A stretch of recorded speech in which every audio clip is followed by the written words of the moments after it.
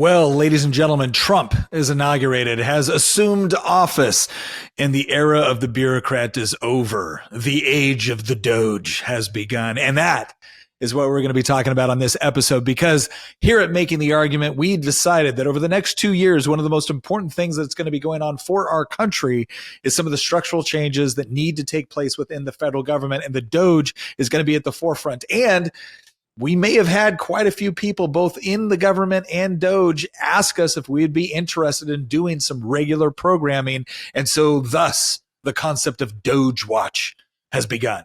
And this is the episode where we actually introduce its existence, talk a little bit about what it's going to feature, and then kick off into a whole series of bonus episodes that we're going to be doing throughout the year as we track what DOGE is doing, what it should be doing, what it might be doing, how Congress is going to interact with it. We're going to have guests on discussing exactly what sort of impact it can have and hopefully will have. And so we're going to be discussing all of that today on this episode of Making the Argument. I am your host, Nick Freitas, member of the Virginia House of Delegates. In fact, I'm in Richmond right now because we are in legislative session.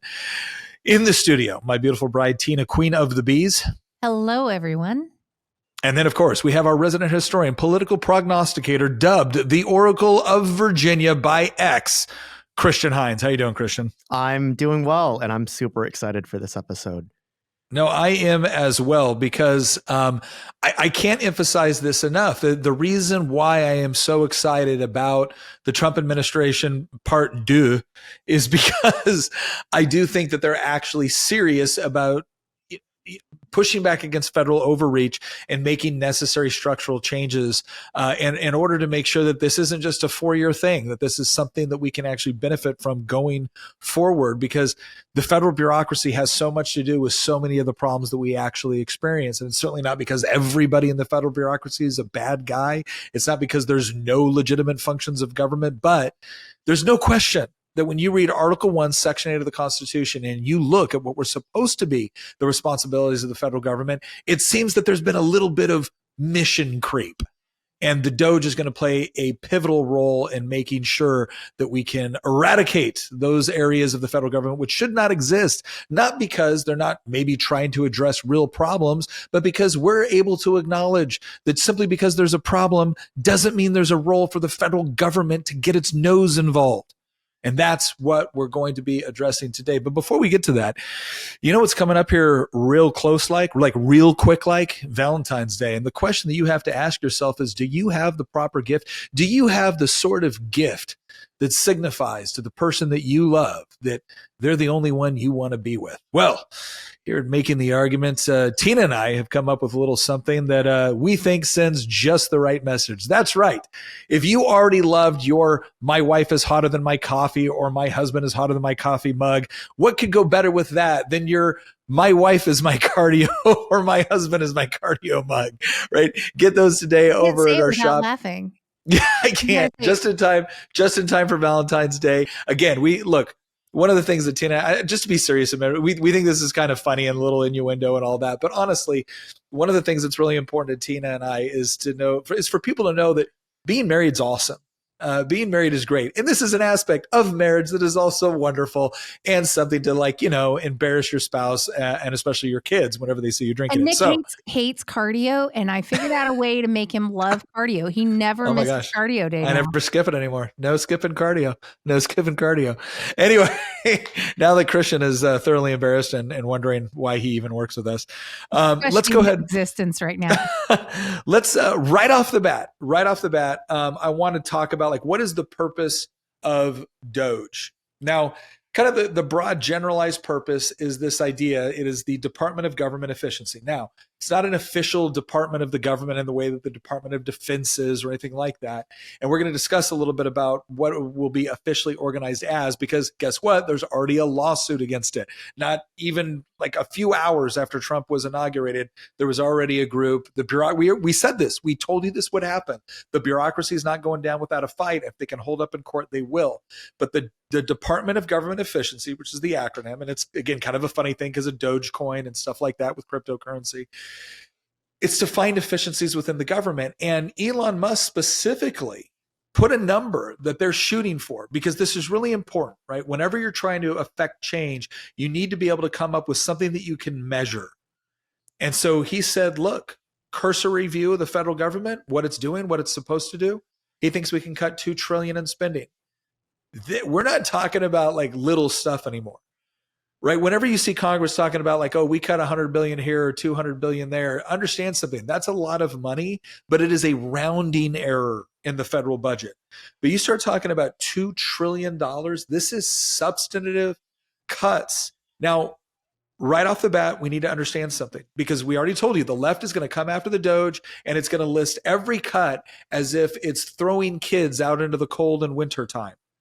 When in reality, a cut from the federal government doesn't mean that, the money just disappears, or the work that can be done addressing a particular problem it can no longer be done. What it means is that when the federal government is no longer trying to micromanage something, then the funds associated with what they're currently doing are now made available, sometimes to other departments which could handle it better, sometimes back to the taxpayer, or in the case of inflationary monetary policy, maybe it just means that we don't print those dollars and we're all better off. Maybe it means that we're just not spending federal dollars anymore. We can actually address problems with the deficits and the debt.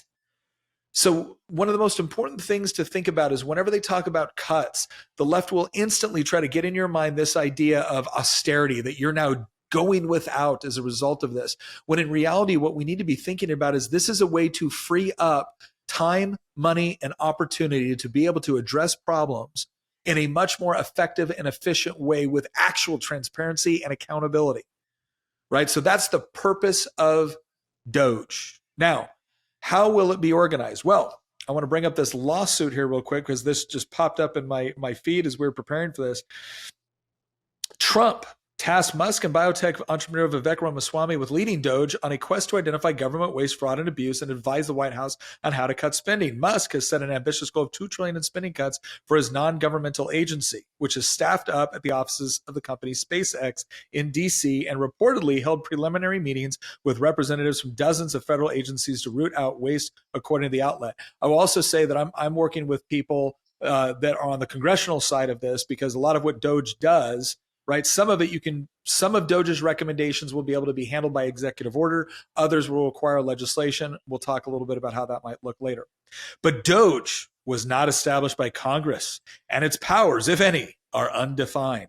The lawsuit alleges that DOGE should be considered a federal advisory committee, and as such is required by law, known as the Federal Advisory Committee Act, FACA, to have, get this, a fairly balanced representation, record its meetings and open them to the public, and file a charter with Congress. It's not clear that DOGE has met these requirements. Maybe that's because it's not clear that DOGE is a federal advisory committee, right?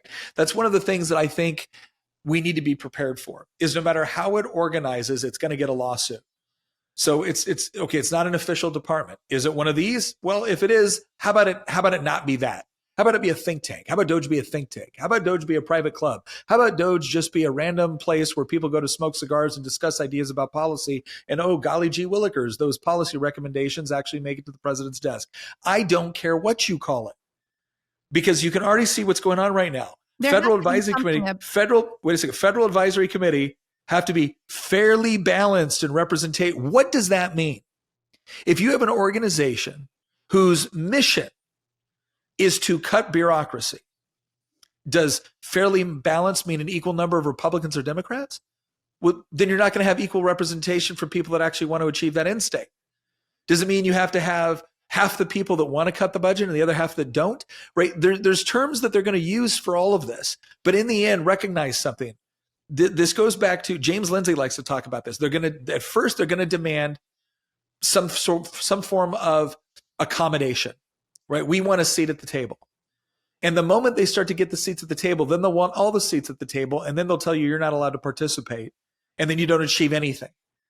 So right off the bat, how DOGE organizes is very important. And it'll be interesting to see how they actually contend with this.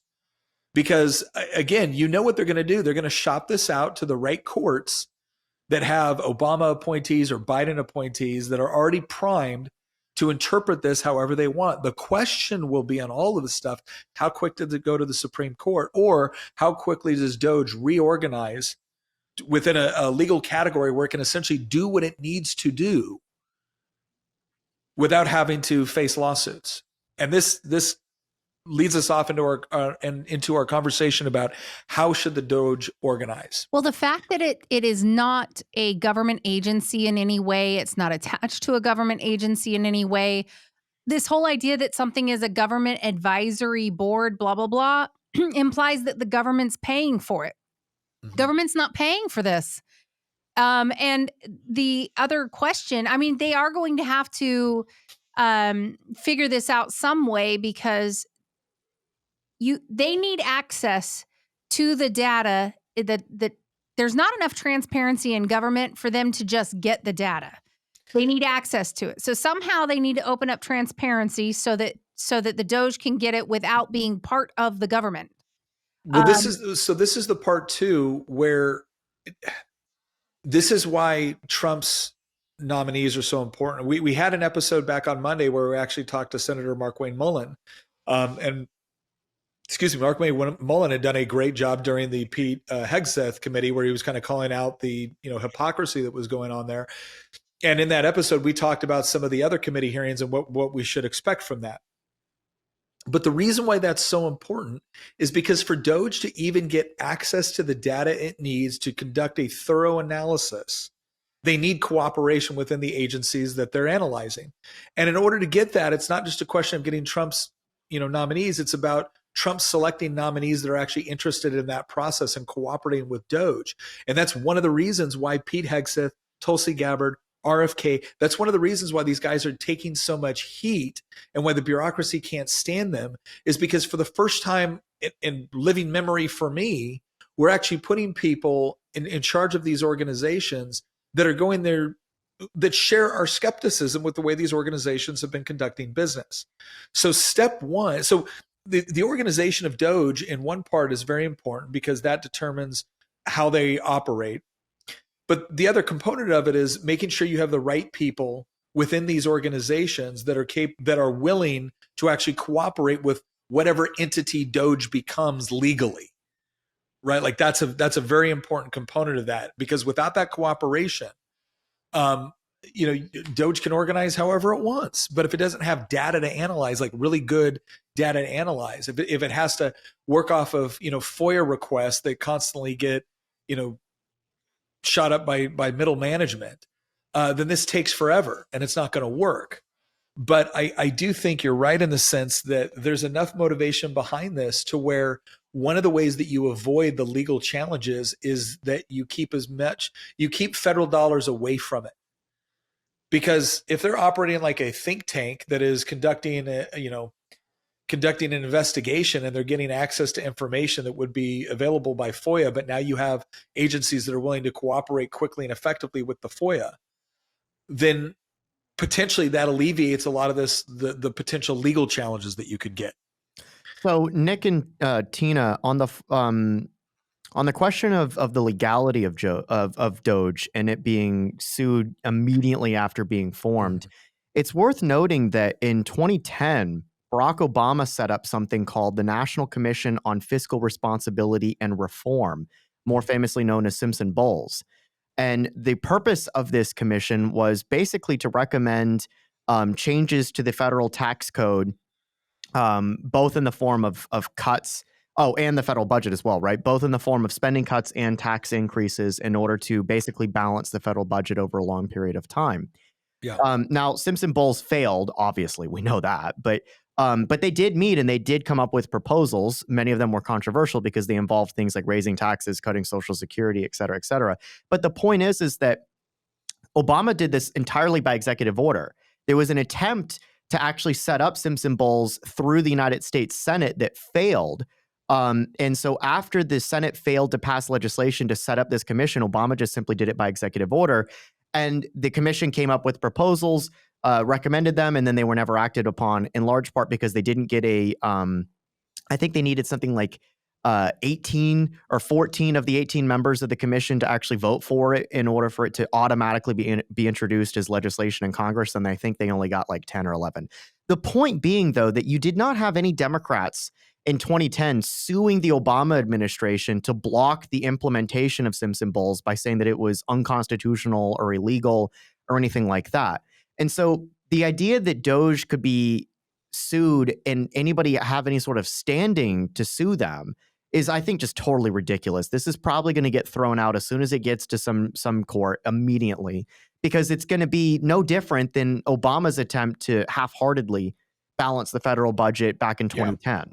And it really can't be part of government. You cannot make it part of government. And the reason why is because if there is a portion of the government that is there to basically whistleblow on all the other portions of the government, and you have to have equal representation, you're literally going to be staffing it with people that are going to protect you.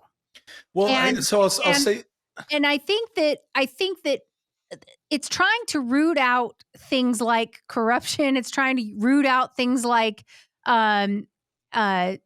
what is it called when it's like duplicates of things and redundancies? Yeah, redundancy, like fraud, waste, abuse. Exactly. Yeah. And the thing is, everybody's going to be lobbying to get their guy on there so that they can save their thing. And the whole purpose would be just flushed right down the toilet. So it has to be an outside entity. No, I agree. I mean, look, you can't... We always joke around, right? Whenever there's a government study, it's like, oh, the government investigated the government and found that the government did nothing wrong, right? Or the government investigated the government and found they did a bang up job. No, I think it needs to be an outside entity, and I think it needs to operate unlike things that we've had before. And the question will be not whether or not agencies are legally required to operate with them, like because of code. They will be required to operate with them because the heads of those departments and the chief executive want them to cooperate in order to conduct analysis. That's why it operates a lot. In some ways, it could be considered almost like an outside audit. It could be considered, a think tank conducting analysis of available data.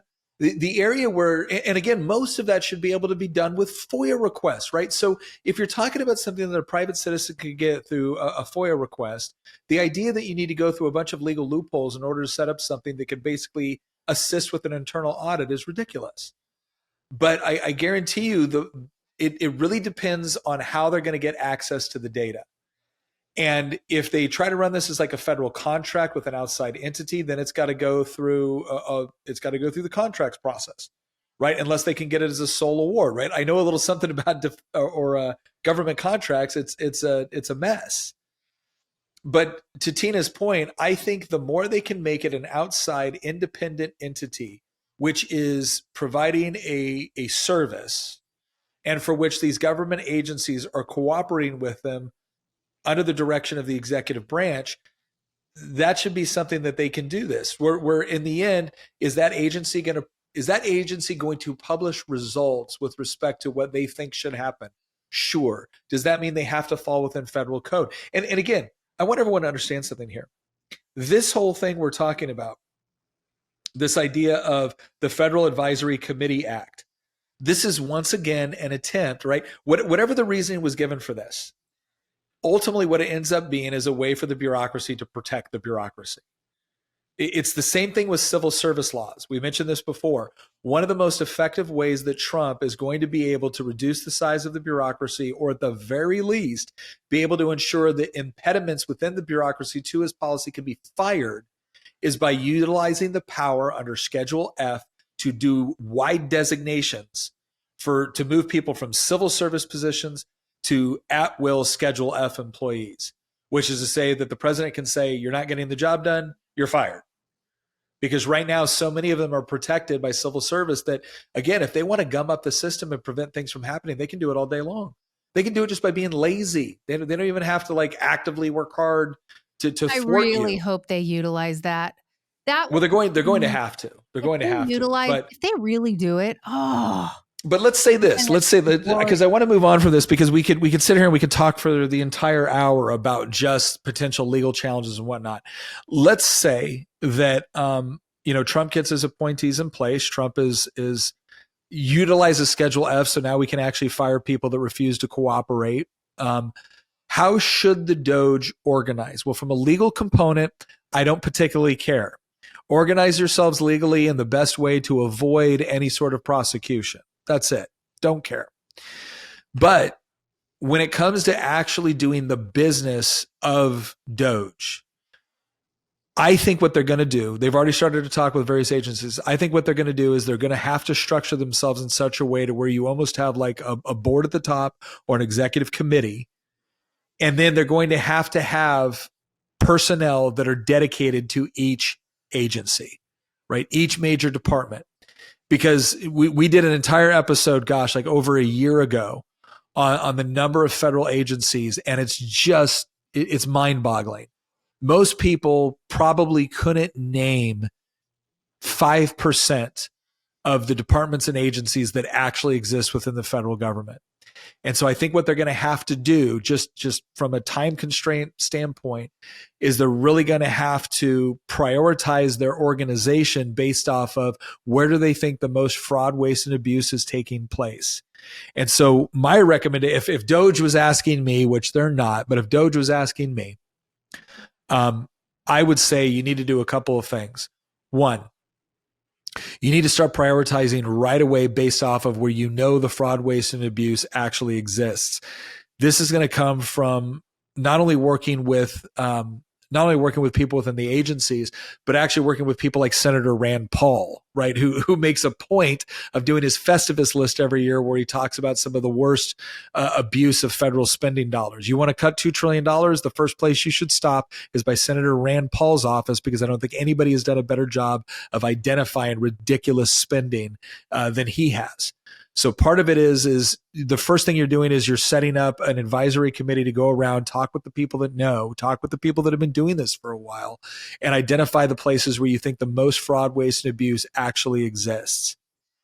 Step two is, as you're organizing out DOGE, you're setting up committees, or you're setting up subgroups which are focusing on the departments for which the most fraud, waste, and abuse exists, so you can get early victories.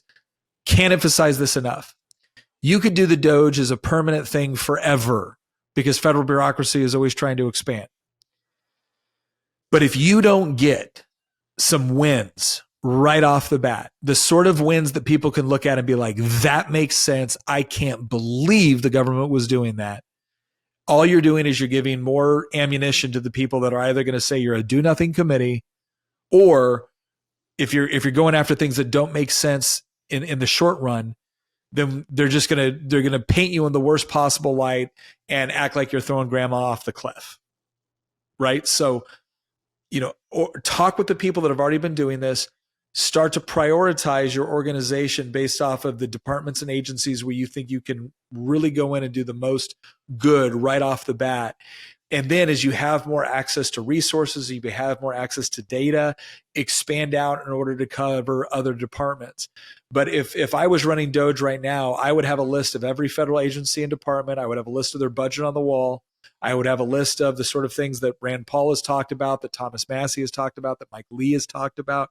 And I would be sitting there going, okay, these 10 departments and these 10 things are the first ones we're going to go after. I have a question. Yeah. Okay. So my question is this. I know that Vivek and Elon have both said they wouldn't take a paycheck for this. Yeah. But that doesn't mean that other people working within it don't have to have a paycheck. They're going to pay people. Most people who do a job like this, they need to get paid. The workers worth their wages. Mm-hmm. Who is funding this? I know it needs to be privately funded, but do we know who has committed to funding this yet? I know that I think Elon has offered up some of his own money. I think there's been other donors that have actually committed to put money behind this. I can't name the specific donors, but I have an idea of who some of them are, because I know some of the donors that write, 7-figure checks to this sort of stuff. So I honestly do not believe they will have a difficult time getting the funds necessary in order to pay people to do work. And if you look at the way that they've set up the process, by the way, if you are interested in working on DOGE, they have a process set up through X where you can submit your resume. One of the things that they're adamant about is that, look, they don't want people to just come and be angry. They want people that actually have experience in auditing. They want people that are willing to work very long hours in order to achieve this, because I think one of the things that they understand is that from an efficiency standpoint, both of them are entrepreneurs, so they understand efficiency. Both of them understand things like marketing and social media, so that's very good. They're going to need a lot of people that are very good at pouring through numbers. They're going to need a lot of people from like an accountant background. I think they also need people like legislators or former legislators, because a lot of times we know the games that are played within committee structures. We know the games that are played within the budgeting process, but they need staffers that worked on that. Like each committee within, like in Virginia, each committee has staff. We have staff attorneys, and we also have staff, which we call Legislative Information Services, or from DLS, Department of Legislative Services, that perform functions there. Former staffers from committees are an excellent place to talk to people that understand how the games are played. And that's one of the things that they're going to need. They're going to need insiders who don't like the way the game is played. And you're gonna find those people to be able to come on board. But you can go on X, submit your resume. Just understand that they're taking this very seriously. They're looking for very specific skill sets. I think along with once they've identified, hey, which are the departments that have the most problems? What are some of the low hanging fruit that we can go after right away in order to pick up momentum and in order to score some victories? And then the other thing they're going to have to do is set up respective committees. And this process has already begun. I believe it's Pete Sessions in the House, and I believe it was Joni Ernst in the Senate. Now, we'll see what happens with that, because if I was, I don't know Pete, but from what I know of Pete Sessions, he's a guy that would be dedicated to this process. I don't know Joni Ernst at all, and quite frankly, I don't know people who know Joni Ernst. I have some people telling me she's going to be great. If you were going to ask me who in the Senate I would have picked to systematically dismantle the bureaucracy, I would have picked Rand Paul, or I would have picked Mike Lee, right? Those are the guys I would have gone, Ted Cruz, right? Those are the guys I would have gone to as people that I think would have been dedicated to that mission. In the House, I would have also looked at people like Thomas Massie. Thomas Massie has been one of the most principled and dedicated people when it comes to actually trying to reduce the size of government, to include willing to take personal risk in order to do so. But I can't emphasize this enough. You're going to have good connections with your respective House and Senate members in order to facilitate the creation of legislation where needed in order to affect the sort of reforms that DOGE is going to do. So you have to have your reps talking to the departments. You have to have your reps talking to the Senate. You have to have your reps talking to the House, and then you're going to have another rep directly tied in with the White House. One of the things that Trump is going to need is a direct strategic liaison between Trump and the DOGE. And I don't think that can be Elon Musk or Vivek. I think it's going to have to be somebody that's specifically focused on that mission with his staff. And so when we talk about the organization of DOGE, it's not just about how DOGE organizes. It's also about how the House, Senate, executive branch also organize. Now, the last component I'll talk about this, and just kind of like the overall structural concept, is they're going to need a very, very good legal team, and they're going to need to analyze the judiciary, because some of the things they're going to try to do, especially the things that they can do through executive order, are going to go to court. That's how the bureaucracy, that's how the left is going to fight it. They're going to try to fight it in court. They're going to try to get injunctions. And there's going to have to be a very, very strategic process whereby they are ready to go with court cases, or even better, they're willing to organize the way they do things in such a way as to avoid court cases. And anything that does get brought up, which is essential to what DOGE is trying to do, it has to get a fast track to the Supreme Court. Nick, one thing that I want to bring up to you, especially because you're a state legislator, is I think one of the things that we can do to help Doge, even if we're not working directly for Doge, right? Like for, in my case, I'm not working for Doge, but I want them to succeed. I want them to gut huge chunks of the federal bureaucracy. I would love to see us replicate what Milei has done in Argentina, for example. I do think that something needs to be said about the role that state governments can have in helping the administration and Doge and Republicans in both houses of Congress in fighting some of these battles that we know are going to come up on the legal front, in large part because you have a lot of state attorney generals out there, or I was just going to say that, who, quite frankly, they're looking to run for U.S. Senate or governor. Well, one of the things that they can do is intervene on behalf of Doge and on behalf of the administration and come alongside them in some of these lawsuits. And the reason why is because they can point, and I guarantee you we can find examples of this, of government bureaucracies and regulations that are hurting the citizens of the state that they're the attorney general of. And so if you have some of these deeply conservative states like Florida, like Texas, like Idaho, that come in and engage in lawfare on our side, or engage against the lawfare, against the left is the better way to describe it, and say that, like, no, our citizens are being targeted by these regulations, by these bureaucratic actions. And we're gonna fight alongside the Department of Justice in battling against the lawsuits that we know are coming. Anything that Doge tries to touch, the left is going to sue to oblivion to try to prevent from happening. Well, no, that's an excellent point. So let me give you an example. A couple names here: Andrew Bailey in Missouri, Paxton in Texas, Jason Mieres in Virginia. Jason I know very well. We were freshmen together in the Virginia House of Delegates. All of these attorney generals have been very active in pushing back and suing the federal government. Let me give you a perfect example. Joe Biden tried to, through OSHA, right, through like a regulatory body handling like workplace issues, tried to make it to where if you had, I think it was over 100 employees, you had to mandate the vaccine or fire people. So they tried to do this through like some nebulous wording within federal regulations through OSHA, and enough attorney generals got together and basically said, we will sue you over this, and he backed down. And so you're absolutely right. There is a role for the states to play here. Now, some states are actually setting up their own DOGE committees. I'd love to do this in Virginia. I'd love for us to set up our own DOGE committee in Virginia to take a hard look at our own state infrastructure, right? And Governor Youngkin has been good about this in Virginia and trying to find efficiencies.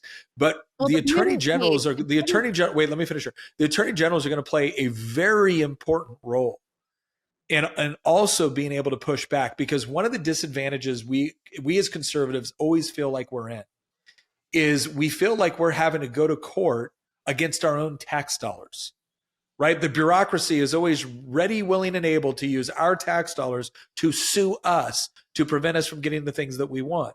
Well, I at least want our attorney generals to use our tax dollars to sue them, right? And so, no, this is going to be an excellent opportunity. And to your point, the incentive structure is correct, right? You have AGs. I don't know anybody that just wants to be attorney general, right? Every attorney general eventually wants to be a governor or a senator or something. Great. If you want to do that, prove your mettle to us by actually utilizing the law on behalf of your constituents to push back against federal overreach. How about we have a little aggressive enforcement of the 10th Amendment, right? Or the 9th Amendment? How about we have a little aggressive enforcement on our behalf against federal overreach in these executive bureaucracies?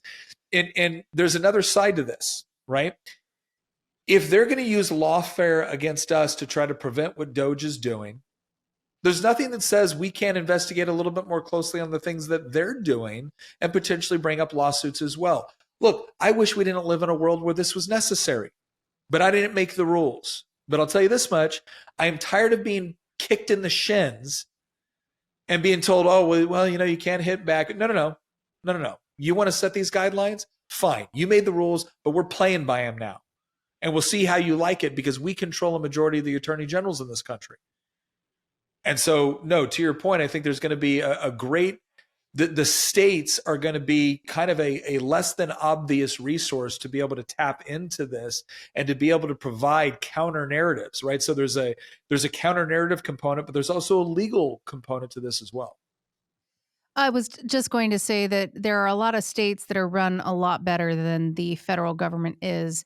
For instance, in Virginia, even though we've gone a bit blue over time, I would still call us a purple state because we do have a Republican governor, Republican lieutenant governor, and a Republican AG. But we're holding on by the skin of our teeth, basically. But one of the things that Virginia has, there's two things Virginia has that I think make us way different from the federal government, and that is that we have to have a balanced budget. And they have to basically account for dollars in, dollars out, and it has to equal out. And then also we have one issue per bill. The bill, whatever's being proposed, has to be germane to the bill. And of course the federal government doesn't have that. So they attach pork to everything. They attach extra funding for this and that to everything.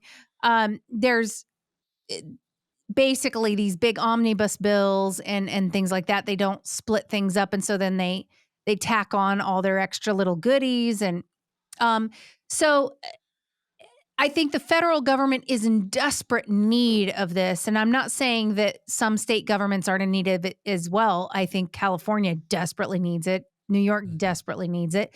Pretty much anywhere blue desperately needs something like this because they're all running in the red. They're completely in the red. Look at California. Cannot even, I mean, they're constantly running in deficits. Oh, I mean, look at New York City, Chicago. But let me pull it back here a little bit because I don't want to get involved in a broader conversation about what the states are going to be doing because DOGE isn't going to be covering that. You suggested that. Sorry, that's why I addressed it. Yeah, DOGE is going to be focused primarily on the federal government, and that's where it needs to focus. You said something about the states creating something like this for each state, and so I just no, and that would be fine. I think that would be a good thing, right? I can't think of any level of government that couldn't utilize some sort of advisory body that was specifically focused on efficiency. Yeah, I was just stating exactly why I thought that the federal government desperately needed this. No, I know.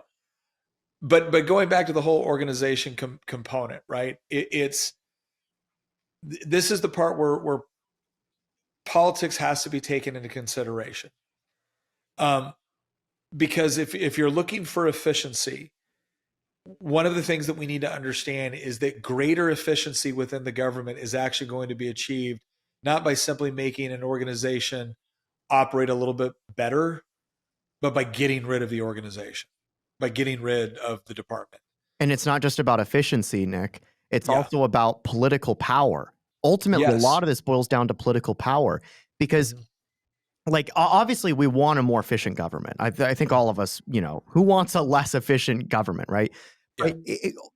The reason that this is such an important battle is not just because, we need more efficiency.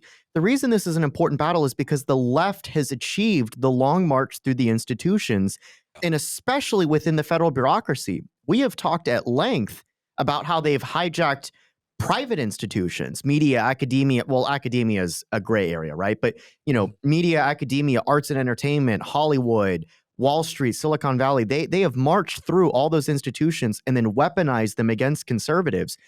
One of the first institutions they marched into was the federal bureaucracy. Yeah. And it's through that bureaucracy that what they do is quite simple.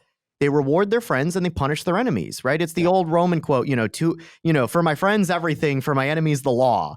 And what they do is they just funnel power and money to their allies. And they use the federal bureaucracy in order to do so. It is a means for them to enrich and empower themselves. And by dismantling it, and it's not just dismantling it, because we know that there will be elements of the bureaucracy left. We're not having an anarcho-capitalist state.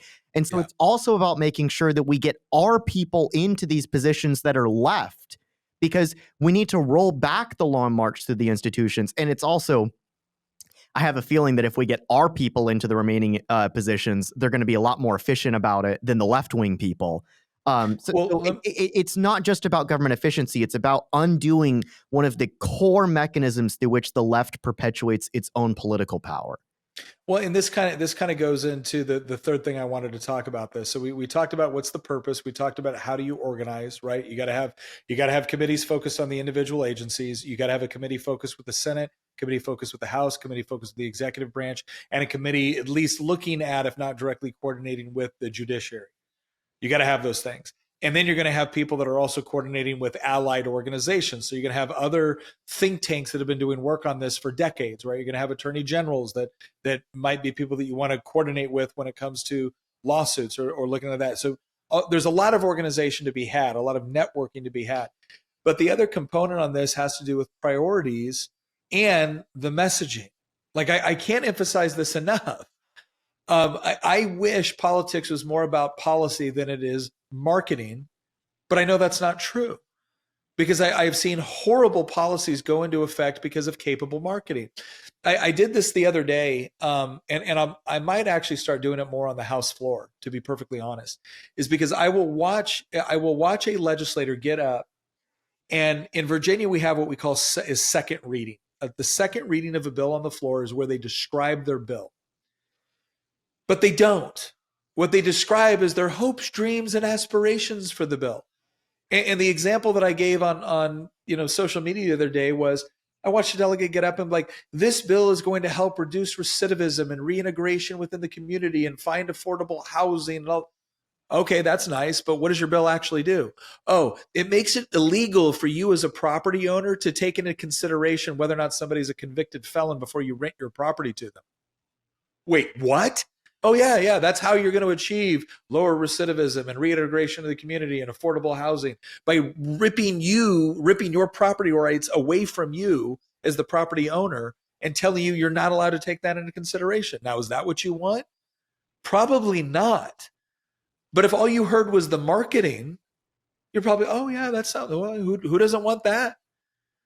And so one of the things DOGE is going to have to do is properly prioritize and then message toward those priorities. And right off the bat, I cannot emphasize this enough. And it's one of the things we're going to do on DOGE Watch is we're going to take a look at all of the various ways that these federal bureaucracies have been wasting your money, using the power of the federal government to punish you, strip you of your property rights, make it impossible for you to do business, give, preferences to everyone from people that are in the country illegally to people that have the best lobbyists over the people that are just trying to earn a living or play by the rules. Because the number one thing we need to do is get past this idea that everybody who works for the federal government is a public servant. I guarantee you there's a lot of people up there serving nothing but themselves. Go ahead and do this. Call up the IRS the next time you actually have to do your taxes and start asking questions. It is first of all, it's a crapshoot on whether or not you actually get to anyone. Second of all, if you demonstrate any frustration whatsoever, you're not going to be met with someone going, sir, I know this is really frustrating. Let's see how I can help. You're probably going to get with someone that tells you that if you don't change your attitude right away, they'll hang up. Why? Because they have all the power. And so DOGE is going to have to actually play a role in making sure that people understand that the reason why they're doing stuff is not because they want to fire a bunch of civil servants, public servants. The reason why I want to do so is because, quite frankly, every one of those jobs that doesn't need to exist is robbing you of money, of opportunity. And that's not what the federal government's supposed to be doing. Now, here's the next thing I want to jump into, and I have some theories on this, but I want to hear from you guys as well. Between Elon Musk and Vivek, I think both of them are entrepreneurs. Both of them are very, very successful entrepreneurs. But Elon Musk is arguably the most successful entrepreneur in world history. I think Elon is going at this more from a perspective of attaining efficiency. Going back to what Tina was saying, right? Fraud, waste, abuse, redundancy. How do I get rid of it? I think Vivek is the one that is actually far more rooted. I think his decisions on something with Doge is far more rooted in like a philosophical commitment to certain ideas. Well, the So problem, I think there's an interesting dynamic with Vivek and Elon when it comes down to it, where Elon is a relatively newcomer, right, to conservatism. Vivek has a little bit more of a ideological root, base in this. That doesn't mean I'm fully comfortable with everything Vivek wants. I've just listened to him talk about a lot of these things, and I can see him draw a very clear line between policy to philosophy in a way that I don't hear Elon do that as much. so the problem, Nick, is Vivek has left Doge. He We're not announced on actually the sure of that because Donald Trump, in a speech at the inauguration, I don't think he's totally left still it. said that Vivek was going to be part of that. I heard that Vivek Yeah, but that was Twitter. backed out. That's some discussion because people are asking him to run for governor of Ohio. Yeah, that was the rumor mill on Twitter, but it seemed to have been put to rest when Vivek was on the stage with Trump. Well, I will say this then. We'll find out. We'll find out what role, if any, Vivek ultimately has as it relates to Doge. But I do think that there's a bit of overlap between both of them. Like in Elon's case, for example, I don't think Elon is just looking for efficiency. I think that he very clearly wants efficiency. One of the things that Trump talked about was planting an American flag on Mars. And Elon wants to get there. He thinks that we need to become a multiplanetary species. And he is worried that overregulation is going to get to a point where it'll be illegal to send rockets up into space one day, right? Yeah. And he doesn't want to see the dreams of a, Stellaris type multiplanetary, human species be crushed under the weight of red tape and bureaucracy. So there is obviously a efficiency argument that Elon is making, but it's also worth noting that Elon does make a bit of a philosophical argument as well. Elon has not fully been red pilled, to the degree that some people have, right? It's not like he's out there, reading some of the more taboo figures, but he has discovered figures like, Thomas Sowell, and he has discovered Milton Friedman and individuals that are more connected to libertarian or Austrian school philosophy. And he's left the liberal phase, and he's now become more of somewhat of a libertarian. And so, okay, but can I hang on? say something? I'm going somewhere with that. Go for it. What I'm trying to get to on this point is that Elon does, I think, to some degree, understand that there is a philosophical problem, not just a government efficiency problem, that comes along with the current administrative state as it exists right now. I don't disagree with you, but let me give you some examples. This year, I saw Elon Musk tweet out, I am actually a socialist because I believe in blah, blah, blah, right? And it was the whole idea of, I believe in taking care of people and whatnot. The moment you say that, it's like Elon. And I even responded, like I tweeted directly out, not that he saw it or anything, but I'm like, no, you're not. Socialists believe in the abolition of the private ownership of the means of production. I guarantee you, Elon, you're not a socialist in any way, shape, or form. But that's what I'm talking about. He was saying he was socially a socialist. Okay, but that's the problem. Then you're not a socialist. Right. Like, this is what I'm getting to. These things matter. There's a lot of people who look at me like, he just meant, I don't care what he meant. We got into this place because we had too many powerful people that didn't understand that certain words matter, that certain words carry with it an ideological commitment that will take you in a direction you don't want to go. And you don't correct for it by saying, oh, well, yeah, I'm one of you. I just think, no, you correct it. And you correct it by demonstrating what is wrong with it, and then by pointing in a different direction. And see, I believe that Vivek is in a far better place to be able to demonstrate that in a very, by the way, in a very Reagan-esque way, right? I think Vivek, JD Vance, one of the two things that impressed me about Vivek and JD Vance, both of them, is I feel like that they are able to very, very effectively communicate to a very broad audience, right? Elon, I think, is still like, for him, this is all about, well, it's common sense. Of course, I didn't mean that. I meant that. Okay, Elon, I'm sorry. You're entering into the world of politics and philosophy, and it's a different world than the nuts and bolts of entrepreneurship. But if you don't understand the philosophy sufficiently, you will set up very, very bad conditions for the nuts and bolts of entrepreneurship. And so it's not good enough to just say, oh, well, I want a more efficient EPA. No, we need to first philosophically understand that the federal government is not supposed to be doing certain things, period, the end. Yeah, I think now we may have to run into with him is the fact that he even said he tweets at least 100 times a day almost. And so you're bound to say things wrong once in a while. Okay, well, wait a second. I do a fair amount of social media. I've never once confused myself with being a socialist, but like this is the part where and he does that with other things too, and that's just one of his weird quirks. And we can argue that he shouldn't do that all day long, but anyway, on to the next. A weird quirk.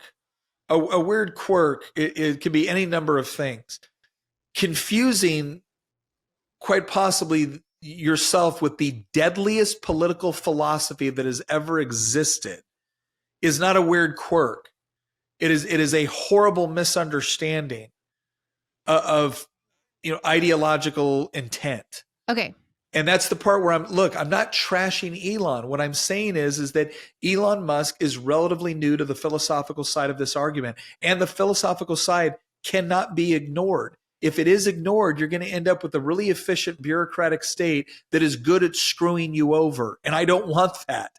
I want somebody this is why I think Vivek and Elon brought similar skill sets. I think they brought convictions, but I think they also they were in different places with respect to the philosophical understanding of why they were doing what they were doing. And Elon needs that as part of DOGE. Elon needs someone. They balance each other. He needs Elon, again, greatest entrepreneur probably of all time. Like I can't tell you how much respect I have for the man. But because he was so busy building businesses, he didn't have a lot of time to, be discussing political philosophy. That we know. And we need somebody. But because he arrived where he is, and he's come a long way. And basically he still needs to just finish coming along. And so, I mean, because there are definitely a lot of areas we don't agree with Elon on, but we're not really making this about that.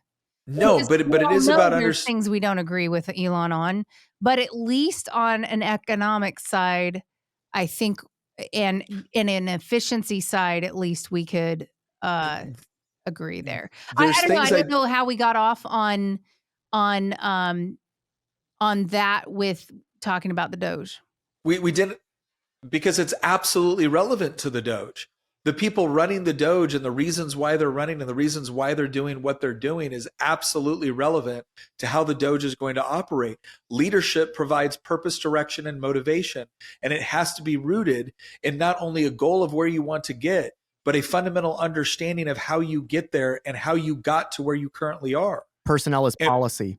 Oh my gosh. And one of the things that is so incredible about having Elon Musk in this position is because I don't think there's anyone better to achieve greater efficiency toward a particular purpose.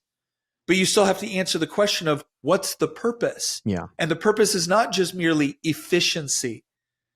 In order to achieve proper efficiency within an organization, you have to understand why the organization exists. I don't think Elon Musk is entirely certain on why the federal government was originally created. I think Vivek is in a far better position to be able to answer that from a philosophical standpoint. Now, again, it doesn't have to be Vivek, but it's got to be somebody. It's got to be somebody, because ultimately the purpose of DOGE, especially if you're going to cut $2 trillion, you have to start prioritizing, okay, how do we determine what those cuts should look like and why?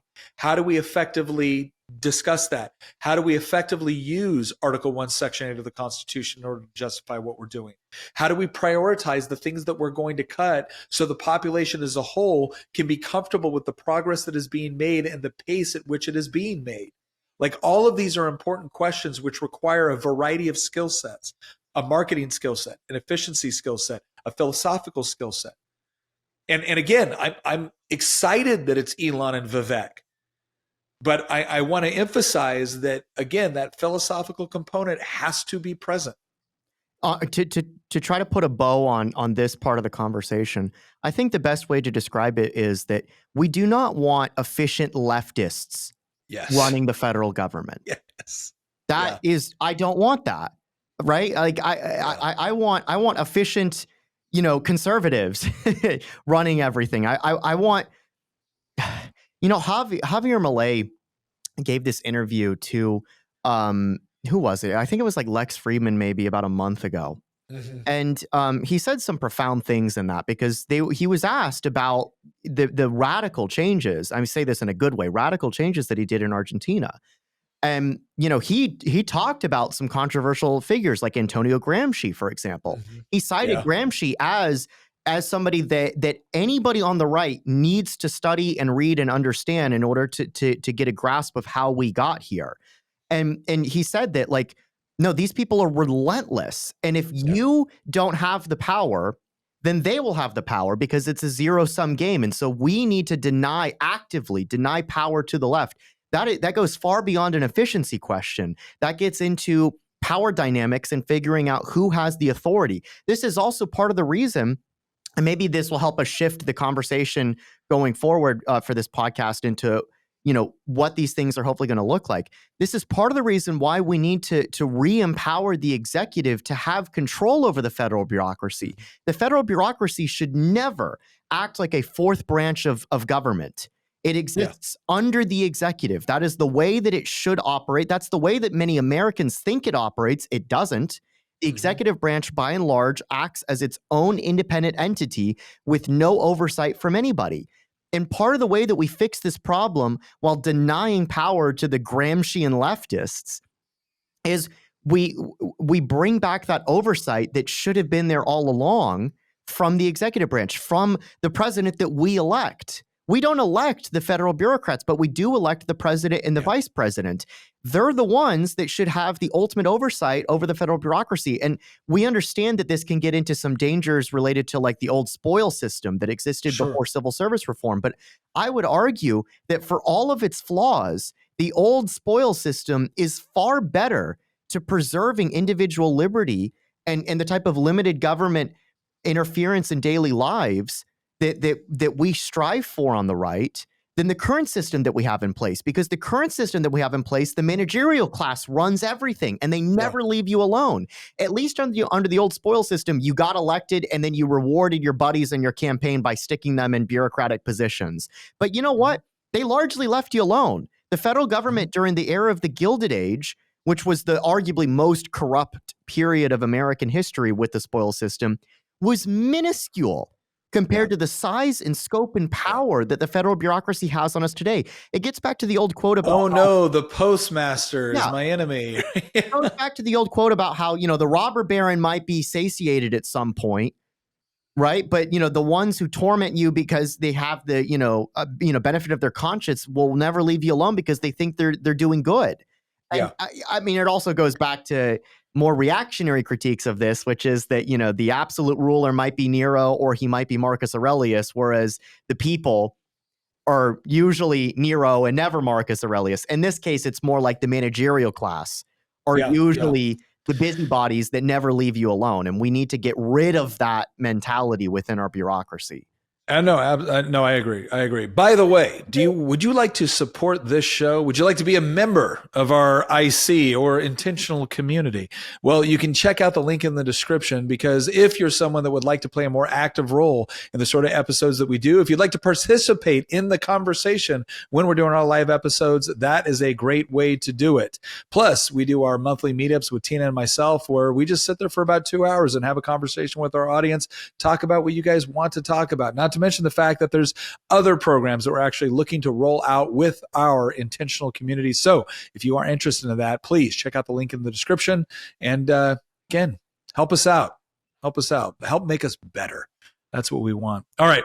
Speaking of the intentional community, Whitfield had a question. It said, is there a chance the DOGE turns into a privately held agency and affects the government in a major way, similarly to the Federal Reserve, or is the point in hope of getting rid of the Federal Reserve? Oh, I'd love to get rid of the Federal Reserve personally, but You don't want I think something with like a government mandate to stay in existence forever. the Federal Reserve is one of the most unique creations of progressives and bankers that have ever existed, and it's really caused a lot of problems for our country in the long term. So no, I don't think it's going to be that.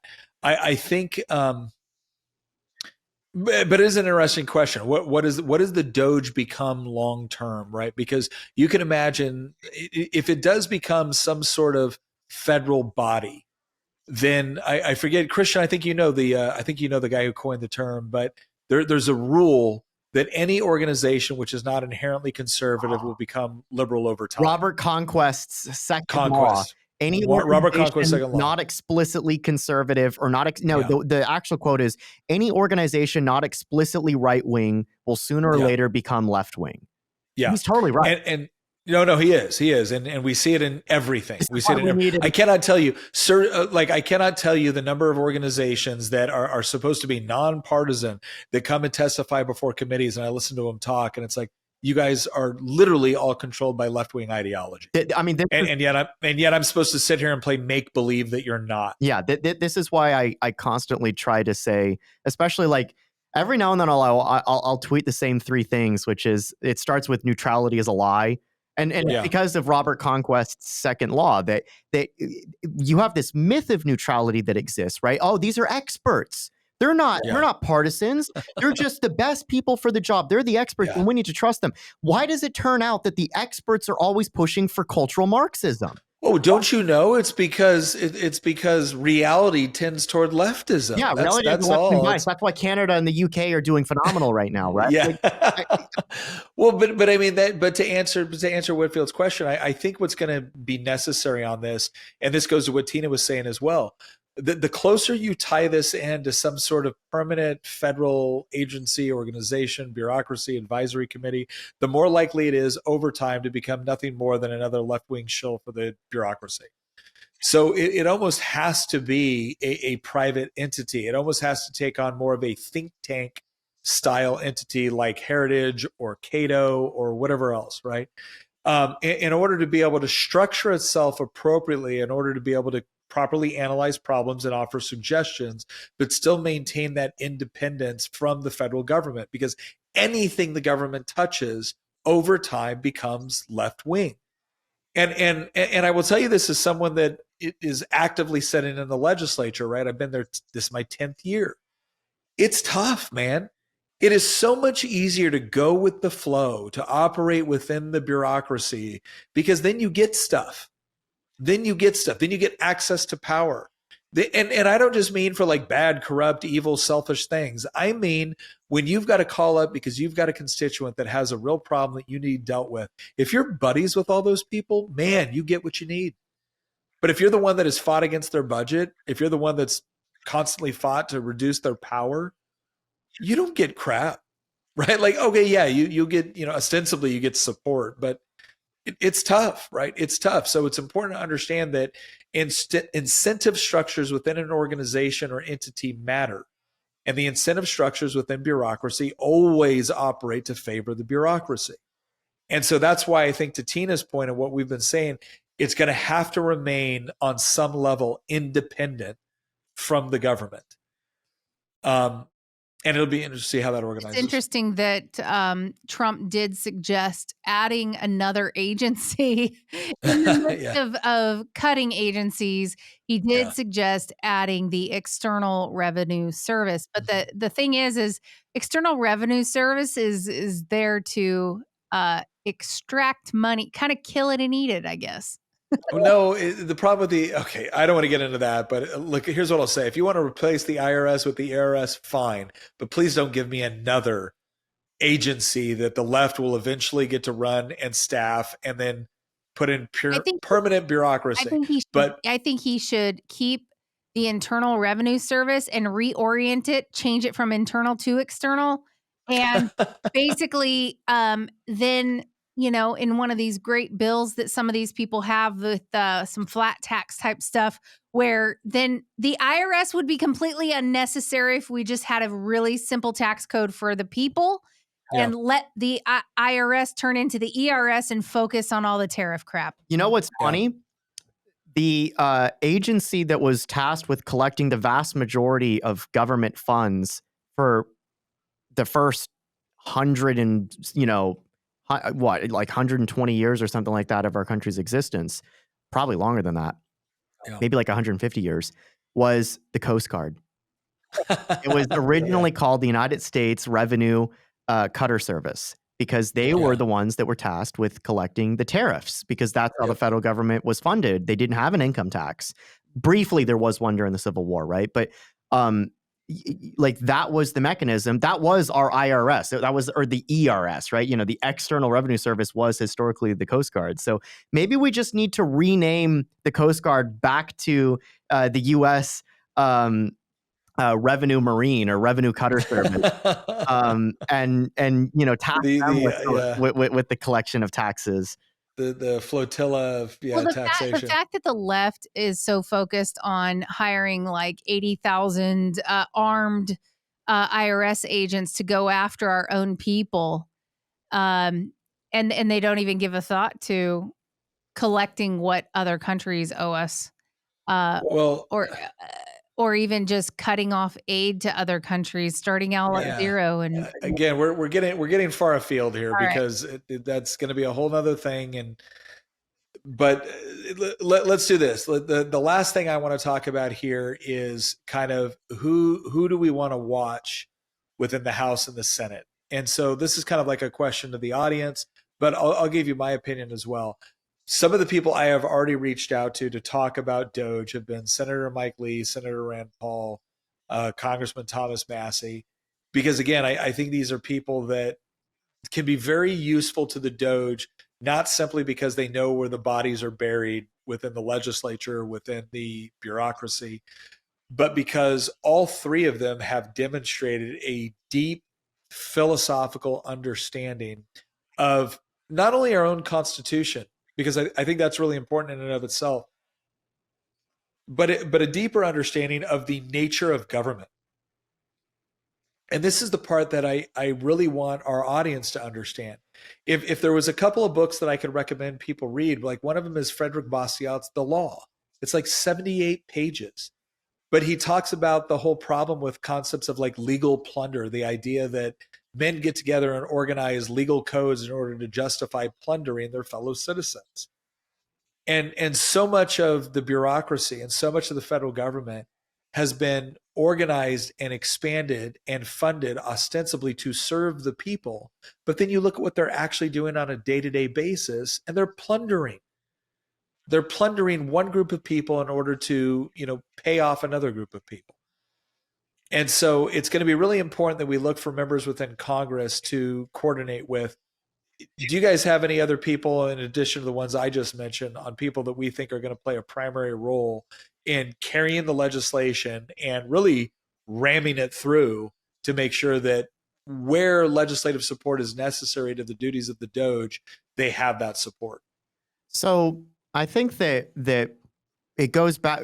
You can look at this a couple ways. One, which is, again, I'm going to reiterate this point, which is that we need state collaboration in order to force some of this stuff through, and make sure that it has a long-lasting impact. Because quite frankly, I have very little faith that long-term Washington, D.C. can actually save itself. I feel like that the way that you're going to save the United States is actually going to be basically states, telling the federal government to go pound sand, right? And reinforcing the normal relationship that existed between the states and the federal government for most of our history. So But that's kind of I mean, don't get me wrong, I agree with you. But that's a federalist, the states pushing back. How do they do that in coordination with the DOGE? Well, the way that they do that, again, it goes back to what I was saying earlier, that you have lawsuits, you join in. So attorney generals. You have attorney generals. You have governors that issue executive orders that comply with DOGE's recommendations, perhaps even before anything that DOGE recommends is passed through Congress. Okay, but you're gonna have to give an example of that, because I'm sitting here racking my brain like, okay, how do you affect that? Because if DOGE says so, okay, let's give a for instance. Nick, here's an example. Okay. DOGE says hypothetically, I'm not saying they're going to do this, but let's say that DOGE says we need to eliminate the EPA, or we need to drastically cut huge numbers of EPA regulations.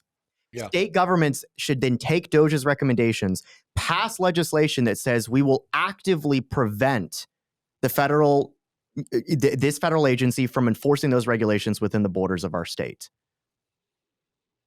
So you're talking about the states. So you're talking about the states utilizing DOGE recommendations to force a constitutional crisis. Well, it doesn't have to be a constitutional crisis. The federal government can choose not to turn it into one. Okay, look, I think it is an interesting angle. I think it's an interesting angle. I think but here's the other thing I would say. I think you also have to have some concern on how that potentially discredits DOGE. Because in the eyes of the people, if it's this idea that DOGE makes a recommendation and then states directly defy the feds. I feel like that actually vindicates DOGE, because then people can be like, look at how many angry Americans there are out there that want to see DOGE's recommendations taken into effect, to the point that I think it depends on how you do it. I think it depends on how you do it. Because again, what a lot of this stuff comes down, let's face it, the biggest problem with all of this is the 16th Amendment to the Constitution. The moment we gave the federal government the power to extort our citizens and our states, you created an environment where they don't got to force you to do anything. They can just take your money and then refuse to give it back to you unless you do what they want. But the problem, Nick, and you know this, is that we're not in a position to repeal the 16th Amendment. So what I'm trying to propose might seem radical, but it's at least theoretically possible. Whereas a repeal of the 16th Amendment is just practically, we're wasting our time talking about it because it can't happen. Interposition and nullification and pushing back against federal regulations at the state level, and using DOGE's recommendations to pinpoint specific regulations and bureaucratic actions to target, that is actually theoretically possible. I guess what I'm saying is that you have to be very, very careful that you don't essentially discredit DOGE as two rich guys deciding what's going to happen in America, right? Because the messaging is important here. Oh, yeah. They're definitely already going with the oligarch. They're already going with the oligarch messaging. And so I think it's going to be really important that, again, when states make the case to do whatever it is they're going to do, it cannot be based on a DOGE recommendation. It has to be based on their belief that the federal government has exceeded their power under the Constitution. And all I'm saying is the 16th Amendment makes that difficult, because the feds can always say, we're not telling you got to do it. We're just saying if you don't, you don't get funding. Now, with things like the EPA, that's different, right? Because now we're talking about waters of the U.S. legislation and things of that nature. So I agree that the state, I think you bring up a very interesting angle on this, with the role that AGs can play, with the role that potentially governors and state legislatures can play. But I think it's going to have to be very careful on how they do it, the justification for it, the messaging for it. And it's going to require, like what we've seen right now that's been very encouraging is that you've had a lot of times when states have pushed back against the federal government, they've been able to be successful to the extent to where the federal government stood down, because the feds at some point recognized they were running the risk of getting a Supreme Court decision which would permanently negate their authority. So what did they do? They backed down so they can try it again in the future. And so I think you're bringing up a really interesting point. I'm just saying that we're going to need to be careful on how we do that. I think they're going to start with low-hanging fruit. I don't think that they're going to be getting into the weeds like that right away. I think there's plenty to start chopping off before you ever get to that point where you're just like pinpointing this individual little thing here and there. The first thing was the executive order that Trump just signed saying that federal workers have to go back to work. Imagine that. And a hiring freeze too. And there's a hiring freeze and there's a regulation freeze. And so between a hiring freeze, regulation freeze, and making people go back to work, you're going to have plenty of people that decide not to go back to work because they don't want to work.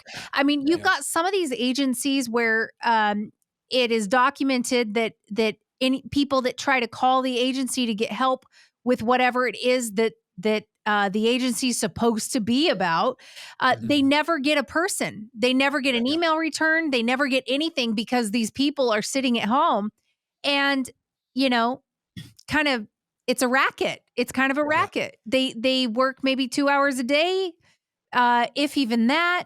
And they're not responding to people. And there's so many people working in the federal government, and there's so many people responsible for so many things that it's easy to do the whole, it just kind of got lost in the shuffle. My apologies. Oh my gosh. And let me tell you right now, having dealt with this on a state level, it is amazing how you will run into situations where the person you need to talk to isn't in that day. So you got to talk to a different person. Then you go to that person, and it turns out you got to talk to this other agency. And then when you get to that agency, they refer you back to the previous agency.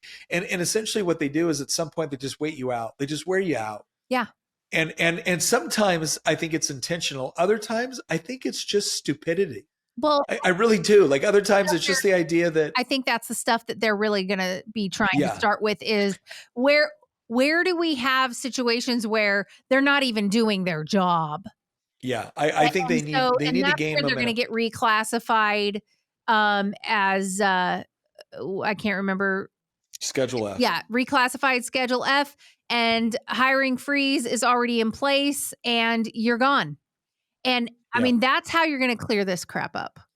Well, let's. The last thing that I want to say on this, I know that you're about to wrap up.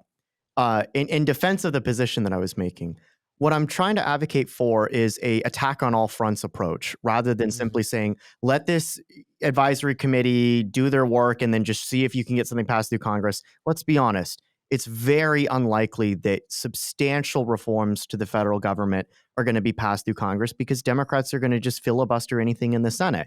And so then you're restricted through the reconciliation process as your only mechanism, most likely, to get something done. And even then, they're immediately going to sue anything and send it up to the Supreme Court. Everything will get sued. And so the reason that I'm saying we need to leverage these states is because we've got 20-something states. I believe we've got like 25 states with a Republican trifecta, governors, attorney generals, legislatures. It's certainly north of 20. We need to be leveraging those states, and some of them are big states, Florida and Texas in particular. We need to be attacking on all fronts. This is how you win in a protracted conflict, in a war of attrition. The way that you win is you attack on multiple fronts and then you exploit a breakthrough once you discover one. You don't just attack on one narrow front in trench warfare and then have your guys get slaughtered as soon as they climb out of the, out of the trenches and try to attack over ground. No, you attack over the whole front and you try to overwhelm the enemy. The left does this all the time. They attack on all fronts. And the second that they sense any weakness, then they pour in the resources there. I think that the way that we fight this battle and we win and we achieve some substantial real victory over the next 4 years is we don't allow DOGE to just become another Simpson-Bowles commission that achieved nothing. We use DOGE as a mechanism through which we legitimize state action to force the federal government to back down in certain areas that we know are detrimental to the success of our country. No, and look, I will say to the way you just explained it, I think it's very insightful. And I think it's correct, right? I don't think that we can, again, if we're expecting DOGE to be some sort of all-powerful oracle that would just issue out recommendations and they will be perfectly enforced, that's not going to happen. You're going to have to fight this thing on multiple fronts: a messaging front, a legal front, a legislative front. And to Christian's point, I think he's right. I think it really is. I think it's a very insightful analysis that when the states can actually participate in this process, and I'm not sure what that organization looks like as far as coordination between DOGE and entities, because I am worried about making sure that the messaging on this is good. But fundamentally, I think you're right. Let me wrap this up by saying this.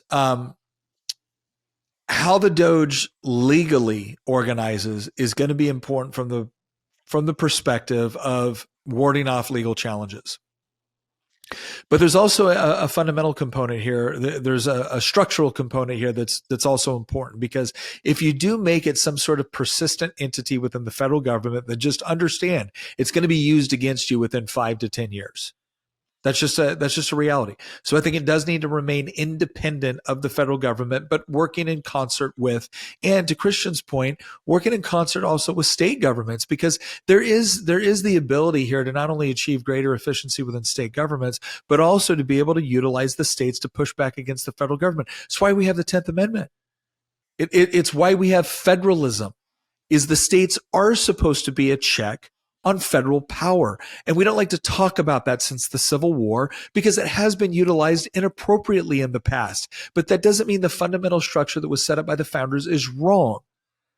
It's like anything else. Good systems can be used for bad purposes.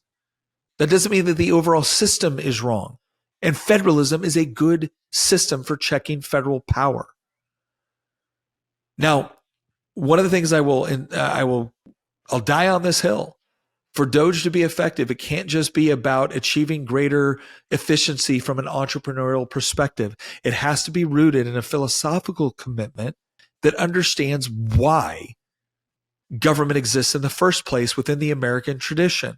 And it's not to micromanage and insert itself in every aspect of our lives. It's not to be the primary go-to whenever we're trying to solve challenges or face difficult problems. One of the beautiful things about a free country is that free people are free to determine how they are going to work together with one another or leave each other alone when it comes to addressing a challenge and overcoming it. And allowing for multiple approaches to addressing a problem. Because guess what?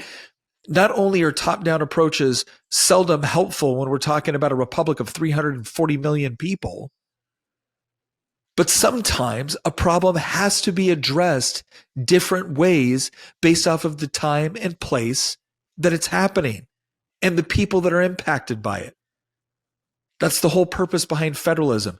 It's understanding that and having a certain degree of humility at the way we look at problem solving. So I hope DOGE will take all of that into consideration. And I believe that they will, provided that they have both that entrepreneurial side when it comes to looking for efficiency and a philosophical commitment to achieving the sort of outcomes that we as a country were designed to try to achieve. But as far as their structural formation, they're going to have to look at organizing along the government agencies. They're going to be responsible for monitoring, analyzing in order to achieve that efficiency. But they are also going to have to invest very, very dedicated time, effort, and resources. And the best part about this is that they can actually find people outside the organization. The messaging component is critical. We lose more often than not because we haven't come up with an incredibly good, intellectually honest and consistent argument based off of both logic and empiricism. We do that very, very well. We just market it really poorly. And so it's going to be critical that we market everything that we're doing and that we properly prioritize the things that we're going to go after so that the people watching this take place say, yep, that's what I wanted. Yep, that makes sense. Yep, I feel like my life is better because we've actually created those efficiencies, eliminated those positions, and taken the resources that were being wasted by those positions and used them for more appropriate means, whether it was by allowing a department that's doing a good job to be able to do an even better one, or better yet, putting money back in the hands of the people who actually earned it so they can actually solve their own problems instead of being constantly hindered by a massive unelected federal bureaucracy. That's the sort of mission set and the organization that I think will make DOGE highly successful. But again, they're going to have to be able to market it. So here's what we need from you, our audience. We need you to give us input on what are the sort of things that you would like us to monitor with DOGE? What's the sort of information that you would like us to keep you abreast of as this process takes place? What are some of the guests that you would like to see? Like I said, we're already reaching out to members of the Senate, members of the House. We also want to reach out to members of various think tanks that have been doing this work for decades and could probably offer some pretty good insight into how to make it more effective. We've already had a state attorney general on this podcast before. If there's more things that you would like us to explore with things that Christian mentioned on how the states can actually get involved in assisting this, let us know. Because ultimately what DOGE Watch is going to be about, and again, it's not going to be a part of our regular Tuesday and Thursday episodes. This is going to be a completely different episode that we're going to offer, hopefully on a weekly basis. But we need your input. We need your feedback on the sort of information that you want in order to make this relevant to our audience. Because ultimately, that's the purpose, is to make sure that DOGE is successful by keeping the people that are ultimately going to decide its success, which are the voters in this country, by keeping them abreast of the information that DOGE is addressing that is relevant to them. So please give us that feedback. Once again, thank you very much for joining us. We are very excited about embarking on another service that we're going to provide for our audience. We hope you're going to enjoy it and get a whole lot out of it. Once again, thank you very much for joining us, and we'll see you next episode.